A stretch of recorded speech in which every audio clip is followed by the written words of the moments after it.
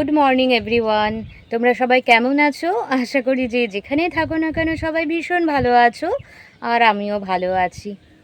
তমালির সাতকাহন চ্যানেলে আরও একটা নতুন দিনে নতুন ব্লগে তোমাদের অনেক স্বাগত। ঘড়িতে বাজে এখন প্রায় 6টা, আর এখন থেকে আমি আমার ব্লগটা তোমাদের সাথে শুরু করে দিয়েছি। আর দেখো ওয়েদারটা দেখো, মনে হচ্ছে বৃষ্টি হবে, এত সুন্দর ওয়েদার না, মানে আমার যেন মন ভরে যায় এরম ধরনের ওয়েদার সকালবেলাটা দেখলে, জানো তো। আর তার সাথে যদি সুন্দর সুন্দর ফুল হয় কেমন লাগে বলো তো। তো যাই হোক না কেন, চা খাওয়া হয়ে গেছে, এখন অন্যান্য কাজ করছি। তো চলো দেখো, আশা করছি ভালো লাগবে। আমি কি কি কাজ করছি না করছি, ভিডিওর সাথে থাকো, অনেকটা ভালো লাগবে। আজকে ভিডিওটা মিস করলে হবে না, কারণ আজকে দারুণ একটা চমক আছে। আমরা কি করছি না করছি অবশ্যই দেখতে হবে, তো দেখতে থাক। তো বন্ধুরা, এই দেখো, এটা আমার চা খাওয়া হয়ে গেছে। এটা আমার শ্বশুর শাশুড়ির জন্য চাটা হচ্ছে, এক্ষুনি হয়ে যাবে চাটা। বন্ধুরা, চা তো হয়ে গেছে দেখতে পেলে, আর এদিকে ছোলা ভিজিয়ে রেখেছিলাম আগের দিন, তো ছোলাগুলো একটু সার্ভ করে দিচ্ছি, তার সাথে অল্প একটু আদা কুচিয়ে দিয়েছি আর বিট নুন দিয়ে, যে যার মতন করে ছোলা খেয়ে নেবে। সকালবেলাতে প্রায় দিনই ছোলাটা খাওয়া হয়, আর ছোলা খাওয়া তো খুবই স্বাস্থ্যকর। আর জানো তো, আমার মেয়ে আর ওর বাবা না এই রিসেন্ট চাটা কিছু খাচ্ছে না, দুধও খাচ্ছে না। তো বন্ধুরা, এখন তো বাজে সকাল 9টা, আর ঘরের কাজকর্ম সব হয়ে গেছে, সেগুলো আজকে আর ভিডিও করিনি, তোমাদেরও ভালো লাগবে না এক জিনিস প্রতিদিন দেখতে। তো আজকে একটা একদম অন্যরকম রান্না করব, অবশ্যই থেকো, আশা করছি ভালো লাগবে। আর চলো এখন তাহলে জলখাবারটা করে নিই। জলখাবার কী করব বুঝতে পারছি না, দেখা যাক। চলো রান্নাঘরে যাই আগে, জলখাবার না হলে তো মুশকিল হয়ে যাবে। আমার মেয়ে পড়তে গেছে, সানডেতে ওর পড়া থাকে, ওই 8:30 নাগাদ পড়া থাকে, তো পড়তে গেছে। ওর বাবা বাজারে গেছে। তো চলো আমি এখন জলখাবারটা করে নিই, ওরা এসে জলখাবার খাবে, দেখা যাক কী হয়, কী জলখাবার করব।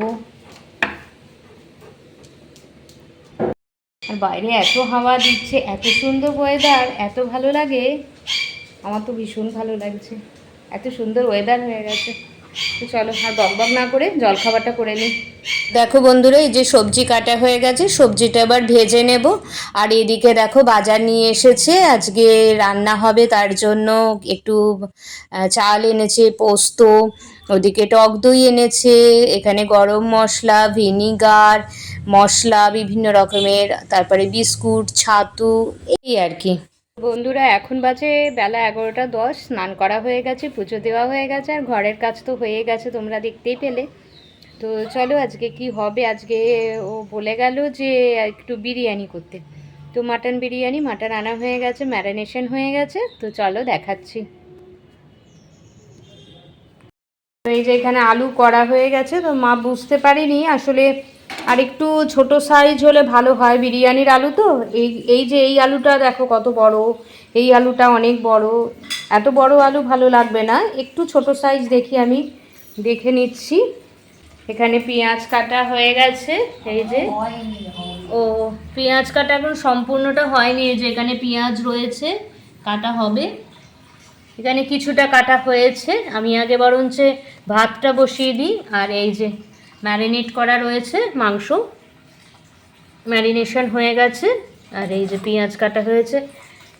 তো মোটামুটি সবই হয়ে গেছে, এবার রান্নাটা খালি করতে হবে। আগে ভাবছি যে ভাতটা করে নেব, ভাতটা করে নিয়ে ফ্যানটা ঝরিয়ে নিব, আর দেখি আমি ছোট সাইজের আলু কিছু পাই নাকি। তো বন্ধুরা জানো তো, আলু কেটে আলুগুলো ভাজতে থাকছি, কারণ বিরিয়ানিটা তাড়াতাড়ি করে নিতে হবে। প্রত্যেকবার বিরিয়ানিটা যখন আমি করি, মানে বিরিয়ানি যখন করি, তখন এত লেট হয়ে যায়, এত লেট হয়ে যায় কি বলবো। তো তার জন্য সকাল সকালই বিরিয়ানি করার জন্য সমস্ত কিছু সরঞ্জাম আরম্ভ করে দিয়েছি। ওদিকে তো আলু ভাজছি, একটু হলুদ দিয়ে ভেজে তারপরে আলুটাকে সরিয়ে অন্য কিছু করে নেব, মানে ভাতটা আগে রেডি করে নেব। আর এই যে চালটা রেডি করা হচ্ছে, তারপরে আমি চালটা ধুয়ে নেব। তো দেখো বন্ধুরা, এদিকে তো আলু ভাজা হয়ে গেছে, বিরিয়ানির আলুটা একদম ভাজা হয়ে গেছে, তবে তুলে নিয়ে এবার।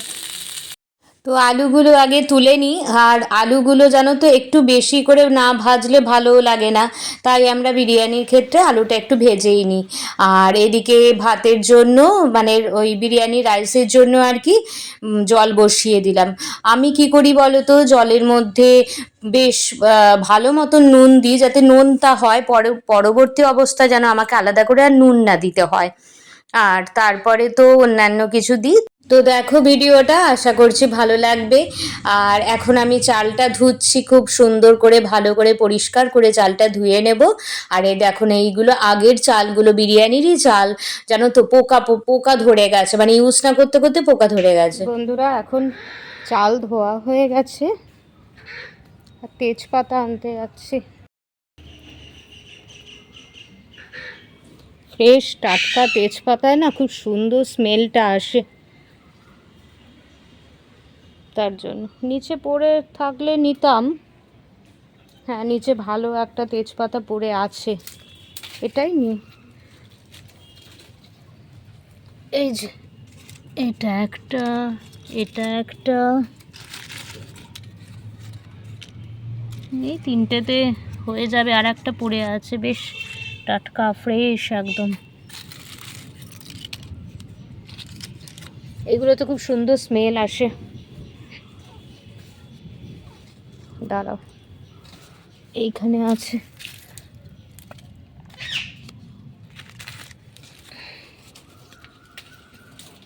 এটাই হয়ে যাবে। এ দেখো কি সুন্দর ফুল হয়েছে। কি ফুল আমার এখনো পর্যন্ত মনে পড়ছে না, খুব সুন্দর ফুল এগুলো, এরকম ঝোলে ফুলগুলো। অর্কিড, সরি, হ্যাঁ এখন মনে পড়লো, অর্কিড ফুল এগুলোকে বলে। সে কাল থেকে মনে করছিলাম, দেখেছো কিছুতে মনে পড়ছে না। আমার অবস্থা হয়েছে এখন এরকমই, কিছুই মনে পড়ে না। হয়ে গেছে সব নেওয়া।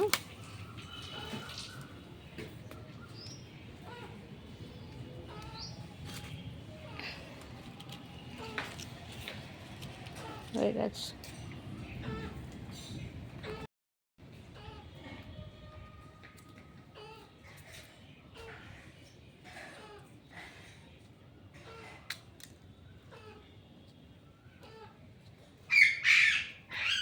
তো তেজপাতা তুলে নিয়ে এসেছি, একদম ফ্রেশ তেজপাতা। আর জলে দিলে, খাবারে দিলে এত দারুণ স্মেল বেরোয় না, তোমরা কল্পনা করতে পারবে না।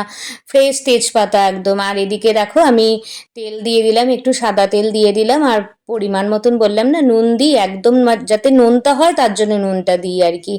আর এদিকে কিছু গরম মশলা দিয়ে জলটা খুব ভালো করে ফুটতে দেবো। হ্যাঁ অবশ্যই ঢাকা দিয়ে ফুটতে দেবো আর কি, তাহলে স্মেলটা ভেতরেই থাকবে, এই আর কি। তো দেখো এবার এদিকে মশলাটা বেটে নেব, একটু আদা জিরে বাটবো, তারপরে একটু আদা রসুন বাটবো।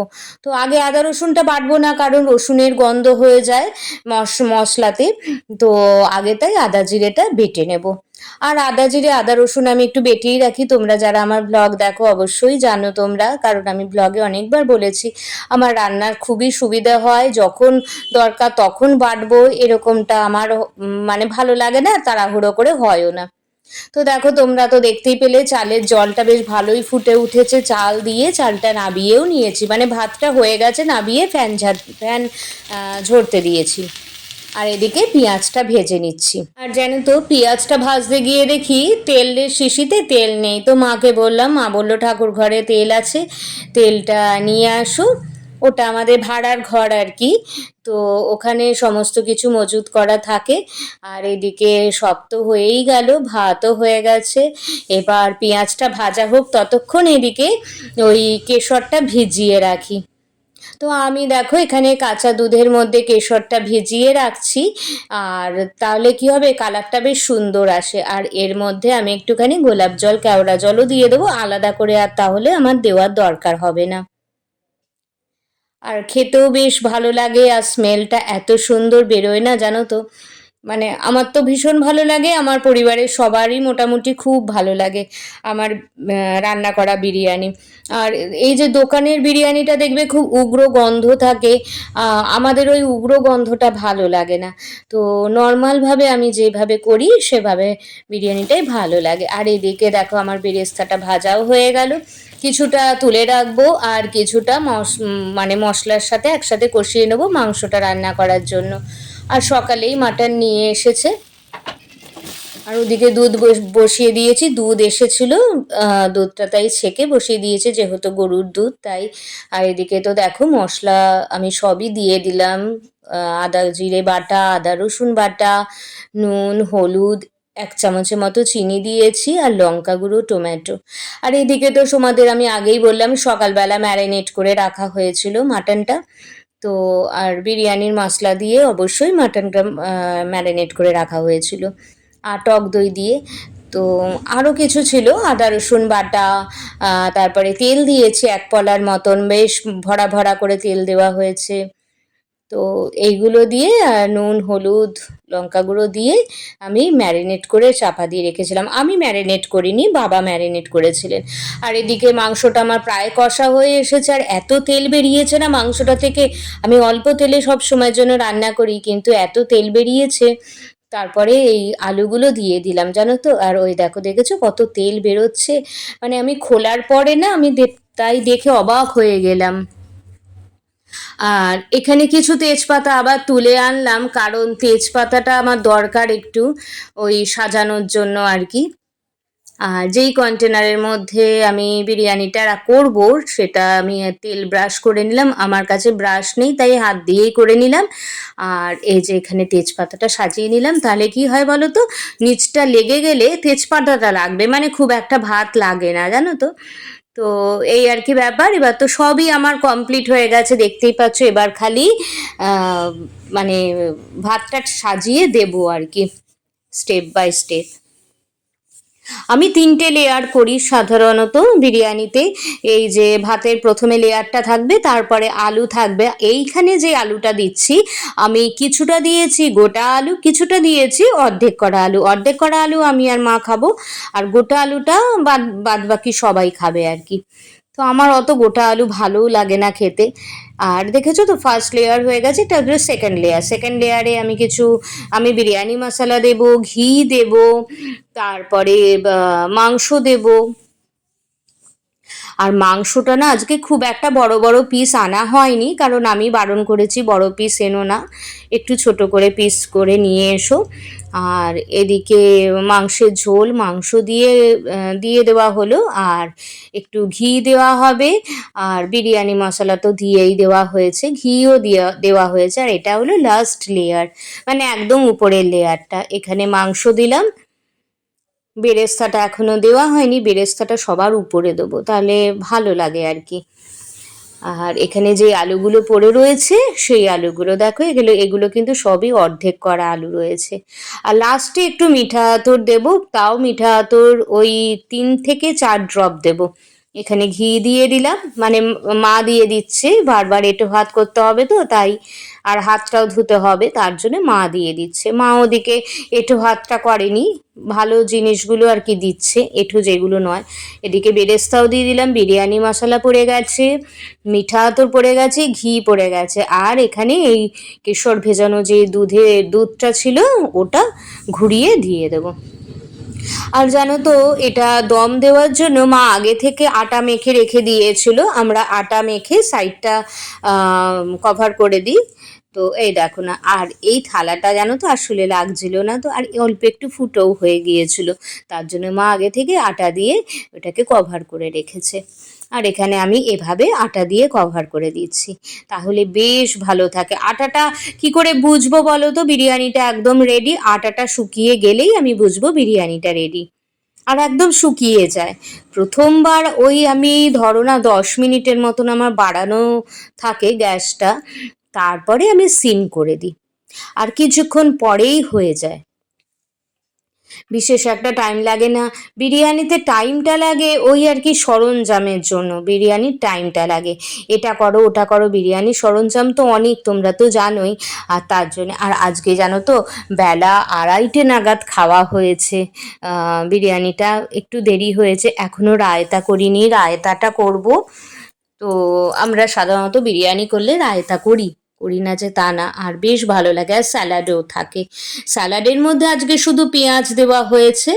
আর দেখো একদম রেডি, আমার দম দেওয়াও হয়ে গেছে, এখন এসেছি মানে একদম বিরিয়ানিটা রেডি। এবার বিরিয়ানিটা মানে আমি ইয়েটা খুলবো আর কি, ঢাকাটা খুলবো।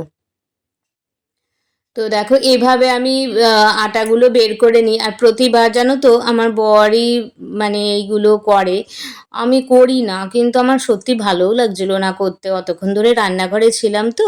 আর দেখো একদম গরম গরম, দেখতে পেয়েছো? আমি মেয়েকে বলছিলাম শোনা একটু ভিডিও করে দেবো, এমনভাবে ভিডিও করলেও তোমরা ভালোভাবে হয়তো দেখতেও পাচ্ছ না। তো এখানে প্রথমে বাবার বিরিয়ানিটা সার্ভ করছি, তারপরে মাকে বললাম যে তুমি সবারটা করে দাও, আমি আর সার্ভ করতে পারছি না। দেখো আমার বিরিয়ানি একদম রেডি। যদি ভালো লেগে থাকে আমার চ্যানেলটা সাবস্ক্রাইব করার অনুরোধ রইল, কারণ আজকের ভিডিওটা আর বেশি বাড়াচ্ছি না। ততক্ষণ তোমরা ভালো থেকো, সুস্থ থেকো, আমরা খাই, আর তোমরা আমার ভিডিওটা দেখতে থাকো। সো কেমন লাগলো অবশ্যই বলো। তো আজকের মতন এইটুকুই। ভালো থেকো, সুস্থ থেকো, আর আমি তো অবশ্যই ভালো থাকবো, সুস্থ থাকবো। নেক্সট দিন নতুন একটা ব্লগের সাথে তোমাদের সাথে আবার দেখা হচ্ছে। তো ততক্ষণ ভিডিওটা দেখতে থাকো। Tata, bye bye.